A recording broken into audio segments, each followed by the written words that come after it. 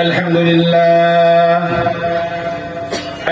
لله وكفى وسلام على عباده الذين اصطفى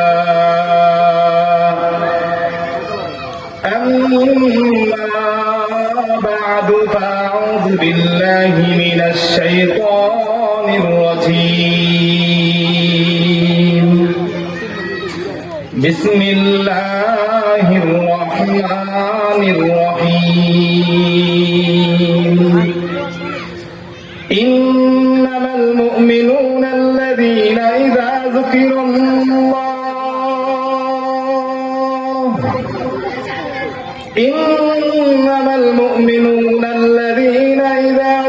الله وجلت قلوبهم وإذا تليت عليهم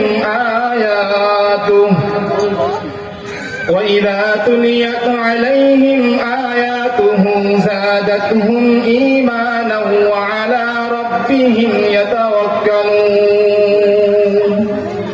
ঐতিহ্যবাহী দ্বীনি বিদ্যাপীঠ নড়াইবাগ ইসলামিয়া মাদ্রাসার কর্তৃক আয়োজিত বাৎসরিক 2 দিন ব্যাপী ইসলামী মহাসম্মেলনের দ্বিতীয় দিনের দ্বিতীয় অধিবেশনের মাগরিবের নামাজের পর থেকে এই পর্যন্ত প্রায় অনেকেই কোরআন এবং হাদিস থেকে গুরুত্বপূর্ণ আলোচনা করেছেন।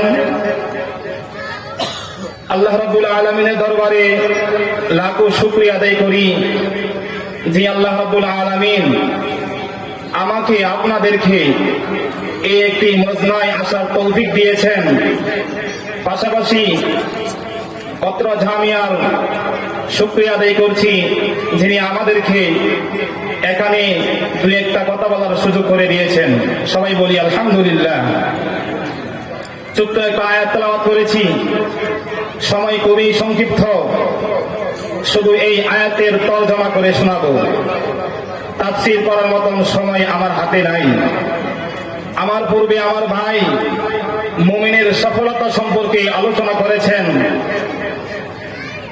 আমি যে আয়াতটি তেলাওয়াত করেছি সেই আয়াতে আল্লাহ রাব্বুল আলামিন বলেন, দুনিয়াতে নামধারী মুসলমান লক্ষ লক্ষ মানুষ বসবাস করে, কিন্তু কতজন মানুষ আছে যারা নিজেদেরকে খাঁটি মুমিন হিসাবে পরিচয় করতে পারে। দুনিয়াতে মানুষ হিসাবে প্রেরণ করা হয়েছে, দুনিয়াতে এসেছি, আসার পরে আমার আপনার দায়িত্ব কি, আমার আপনার জিম্মাদারি কি, সেই দায়িত্বটুকু আমি আপনি আজকে ভুলে গেছি। আল্লাহ রাব্বুল আলামিন বলেন, দুনিয়াতে আসার পরে মানুষ আমার আপনার মতন 5 ওয়াক্ত নামাজ জামাতের সহিত আদায় করে, রমজান মাসে রোজা রাখে, যাকাত আদায় করে, হজ করে, কিন্তু তারপরও দেখা যাবে অনেক মানুষ এমন থাকবে যাদেরকে কাল কিয়ামতের ময়দানে আল্লাহ রাব্বুল আলামিন জাহান্নামে দিতে বাধ্য হবেন। এর একমাত্র কারণ হলো আমি আপনি নিজেকে খাঁটি মুমিন হিসাবে পরিচয় লাভ করতে পারি না, খাঁটি মুমিন হিসাবে নিজেকে তৈরি করতে পারি নাই।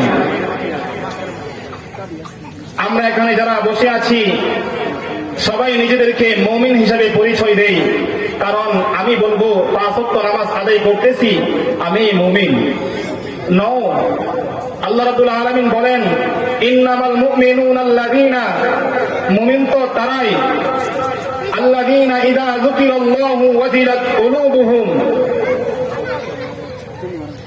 মুমিন তো ওই ব্যক্তি নিজেকে দাবি করতে পারবে, খাঁটি মুমিন হিসাবে পরিচয় দিতে পারবে, যখন তার সামনে আমার মহান রব্বুল আলামিনের নাম স্মরণ হয়ে যাবে, সাথে সাথে মুমিনের অন্তর, মুসলমানের অন্তর কেঁপে উঠবে। যদি আমার আপনার অন্তর মহান রবের নাম শোনা মাত্রই কম্পন সৃষ্টি হয়ে যায়, তাহলে আমি আপনি নিজেকে খাঁটি মুমিন হিসাবে পরিচয় দিতে পারবো। এটা হলো খাঁটি মুমিনের 1 নম্বর পরিচয়।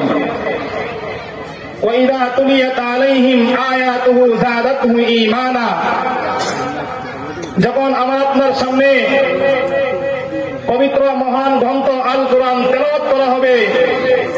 আর এই তেলাওয়াত শোনার মাধ্যমে যদি আমার আপনার ঈমান বৃদ্ধি পায়, তাহলেই কেবল নিজেকে খাঁটি মুমিন হিসেবে পরিচয় দিতে পারবো।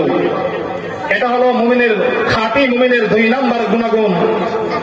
3 নম্বর গুণাগুণ হলো ওয়া আলা রাব্বিহিম ইয়াতাওয়াক্কালুন।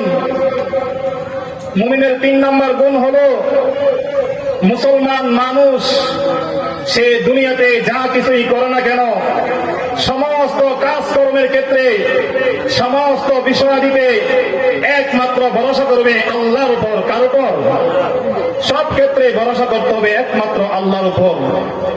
যদি আমি আপনি এইভাবে নিজেকে অর্পণ করতে পারি এবং নিজেকে খাঁটি মুমিন হিসেবে পরিচয় করতে পারি, তাহলে কোরআনের যেই আয়াতে বর্ণনা করেছেন খাঁটি মুমিনের পরিচয়, তাহলে আমাকে আপনাকে ওইভাবে আল্লাহ তাআলার সমস্ত বিষয়াদি হুকুম আহকাম পালন করতে হবে এবং অন্তরের মধ্যে সারাক্ষণ আল্লাহর ভয় রাখতে হবে এবং সব কাজের মধ্যে ভরসা করতে হবে একমাত্র আল্লাহ তাআলার উপর।